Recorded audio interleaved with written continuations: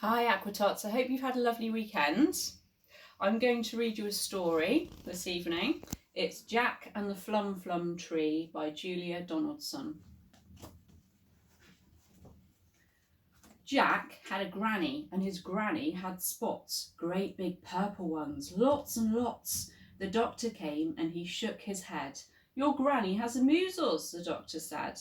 And the only cure in the world, said he, is a fruit that grows on the Flumflum tree. And the only place that the Flumflum grows is a faraway isle of blow your nose.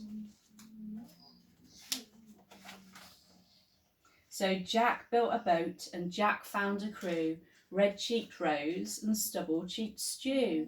And he said to Stew and he said to Rose, we're off to the Isle of Blow Your Nose.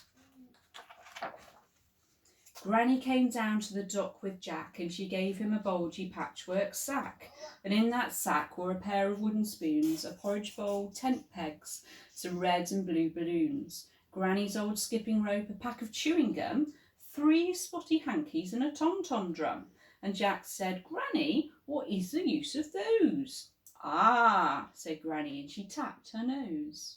Then off sailed Jack with Stew and Rose for the faraway isle of Blow Your Nose. Sharks, cried Rose. Lots, cried Stew. They'll gobble us, they'll guzzle us, whatever shall we do? Don't get your knickers in a twist, said Jack. Let's have a look in the patchwork sack. Red balloons, blue balloons, they should do the trick. Puff, puff, blow 'em up, let 'em go quick. Then the sharks went nip and the sharks went gnash, chasing those balloons with a bang, pop, splash.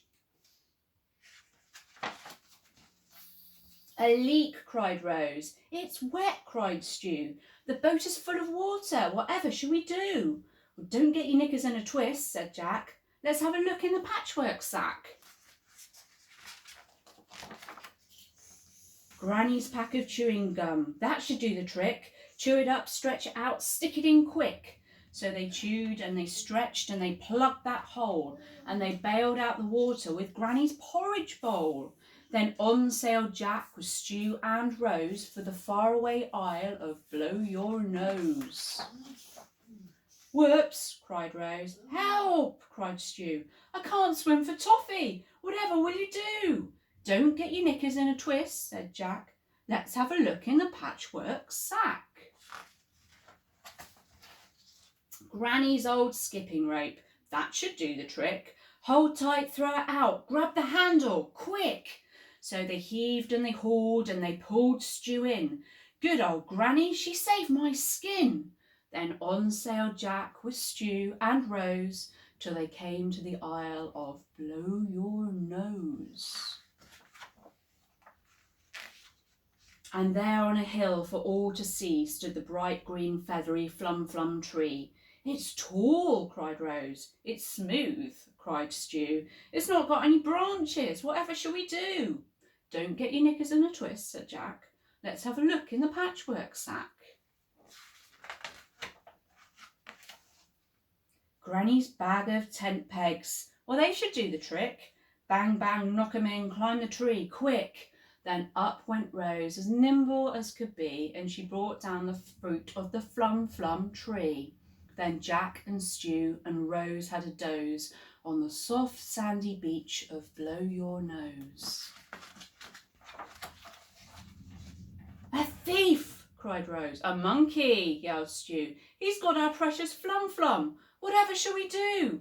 Don't get your knickers in a twist, said Jack. Let's have a look in the patchwork sack. Granny's spoons and a tom-tom drum. They should do the trick. Pick 'em up, thump, thump, sing a song quick. The monkeys crept closer. He listened to the tunes. He put down the Flumflum and grabbed the wooden spoons. Then back sailed Jack with Stew and Rose all the way home from Blow Your Nose.